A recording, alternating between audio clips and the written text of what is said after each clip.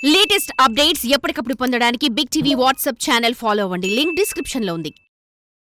మహారాష్ట్ర ఎన్నికల ఫలితాలతో కేవలం అధికారం ఎవరిదనేదే కాదు, ఇంకా చాలా లెక్కలు తేలుతాయి. ఒక్క మాటలో చెప్పాలంటే ఆ రాష్ట్ర రాజకీయ ముఖ చిత్రమే మారే అవకాశాలున్నాయి. ఎందుకంటే శివసేన, ఎన్సీపీ చీలికల తర్వాత జరిగిన తొలి ఎన్నికలివి. జనం ఏ వర్గానికి అనుకూలంగా ఉన్నారనేది కూడా ఇప్పుడు తేలిపోతుంది. పైగా ఇండియా కూటమి భవిష్యత్ని కూడా మహారాష్ట్రనే డిసైడ్ చేయబోతుంది.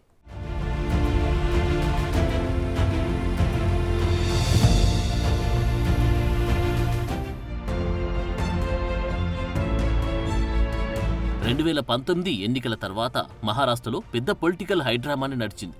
5 ఏళ్ల పాటు పాలన సాగిస్తుందనుకున్న మహావికాస్ అఘాడి కూటమి మధ్యలోనే కుప్పకూలింది. ఏక్నాథ్ షిండే దెబ్బకు శివసేన రెండుగా చీలింది. తర్వాత బీజేపీ మద్దతుతో షిండే, శివసేన అధికార పగ్గాలు చేపట్టింది. ఇప్పుడు మహారాష్ట్రలో ఉద్ధవ్ ఠాక్రే నాయకత్వంలో శివసేన యూబీటీ నడుస్తోంది. షిండే నాయకత్వంలో మరో శివసేన కొనసాగుతుంది. ఈ చీలిక మహారాష్ట్ర రాజకీయాల్లో ప్రకంపనలు సృష్టించింది. తర్వాత రాజకీయం పూర్తిగా మారిపోయింది. మరోవైపు ఎన్నికలకు కొన్ని నెలల ముందు ఎన్సీపీలోనూ చీలిక వచ్చింది. అజిత్ పవార్ నాయకత్వంలో ఎన్సీపీలోనే మరో వర్గం ఏర్పడింది. అజిత్ పవార్ తన వర్గంతో మహాయుతిలో చేరిపోయారు. మరోవైపు శరద్ పవార్ నాయకత్వంలో ఉన్న ఎన్సీపీ అలాగే కొనసాగుతోంది. ఇలా గడిచిన 5 ఏళ్లలో మహారాష్ట్ర పాలిటిక్స్ లెక్కలేనన్ని ట్విస్టులు, టర్న్లతో కొనసాగుతోంది.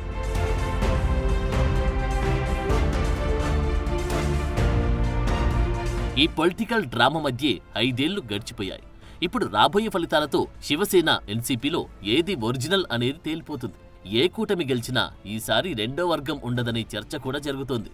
ఎన్సీపీలో అజిత్ పవార్ వర్గం, శరద్ పవార్ వర్గం భవిష్యత్ అంతా ఈ ఫలితాల మీదే ఆధారపడి ఉంది. ఏ గ్రూప్ అయినా ఆ గ్రూప్ అయినా తక్కువ ఎమ్మెల్యేలు గెలిస్తే మరో వర్గంలో గెలిచిన ఎమ్మెల్యేలు వెంటనే జంప్ అయిపోతారు. అప్పుడు రెండోదుండదు, ఒకటే మిగులుతుంది. మరోవైపు శివసేన ఫ్యూచర్ కూడా ఈ రిజల్ట్ తోనే ముడిపడి ఉంది. మహాయుతి గనక మళ్లీ గెలిస్తే షిండే, శివసేన మరింత బలపడుతుంది. అదే మహావికాస్ అఘాడి గనక అధికారంలోకి వస్తే శివసేన యూబీటీకి పూర్వ వైభవం వస్తుంది. అందువల్ల మహారాష్ట్ర ప్రజలు ఏ శివసేనకు మద్దతుగా నిలిచారన్నది ఆసక్తిగా మారింది. మెజార్టీ పబ్లిక్ ఉద్ధవ్ ఠాక్రేకే ఉన్నారా లేక షిండేకే మద్దతిచ్చారా అనేది క్లియర్ గా తేలిపోతుంది. ఇక ఇండియా కూటమికి కూడా మహారాష్ట్ర విజయం చాలా ఇంపార్టెంట్. ఇక్కడ గెలిస్తే దేశవ్యాప్తంగా మరింత బలపడే ఛాన్స్ దొరుకుతుంది. లోక్సభ ఎన్నికల్లో అధికారం చేజిక్కించుకోకపోయినా బలమైన ప్రతిపక్షంగా నిలిచింది ఇండియా కూటమి. మళ్లీ లోక్సభ ఎన్నికల వరకు వచ్చే అసెంబ్లీ ఎన్నికల్లో సత్తా చాటితేనే ఇండియా కూటమి దేశంలో మరింత స్ట్రాంగ్ అయ్యేందుకు ఛాన్స్ ఉంటుంది. ఇప్పటికే హర్యానా మిస్ అయిపోయింది. అందుకే వాళ్ళ ఆశలన్నీ ఇప్పుడు మహారాష్ట్ర మీదే ఉన్నాయి. ఇక్కడ గనక గెలిస్తే దేశవ్యాప్తంగా ఇండియా కూటమికి ఓ పాజిటివ్ వైబ్ వస్తుంది.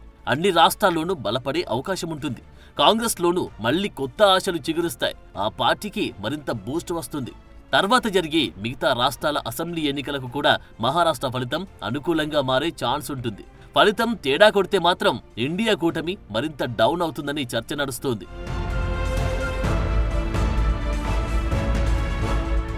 ఇప్పటికే మహాయుతి, మహావికాస్ అఘాడి కూటముల నాయకులు ఎవరికి వారు అధికారం ఆశల్లో తేలిపోతున్నారు. కానీ ఎగ్జిట్ పోల్స్ చూశాక మహారాష్ట్ర జనం తమ తీర్పుని క్లియర్ కట్ గా ఇచ్చేశారా లేక సగం సగం ఇచ్చారా అనే దానిపై సస్పెన్స్ కొనసాగుతుంది. హాంగ్ గనక వస్తే మహారాష్ట్ర రాజకీయం మరింత రసవత్తరంగా మారుతుంది.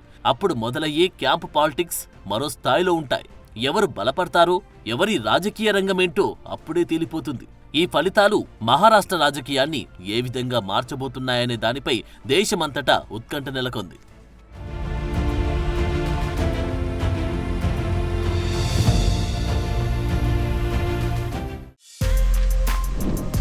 For more videos like this, subscribe Big TV channel.